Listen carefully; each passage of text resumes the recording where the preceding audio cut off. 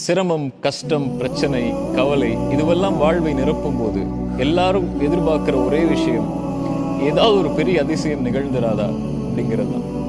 ஆனா ஒரு பெரிய அதிசயத்தை நிகழ்த்தக்கூடிய கருவியை நம்ம இடத்துல வச்சுக்கிட்டு எங்கேயோ தேடிட்டு இருக்கோம். தொழுகை வாழ்வில் இருக்கக்கூடிய பெரிய அதிசயங்களை கொண்டு வரும். பிரச்சனைகள், கவலைகள், நோய் எதுவா இருந்தாலும் ஒரு நொடியில இந்த தொழுகை மாற்றி அமைக்கும். இறை தொடர்பு மட்டுமே இந்த அதிசயத்தை கொண்டு வரும். ஆனால் கஷ்டம், பிரச்சனை, கவலை, நோய் இந்த நேரத்துல மட்டும் இறை தொடர்பை ஏற்படுத்தி ஒருவர் தொழுதால் அது நடக்காது.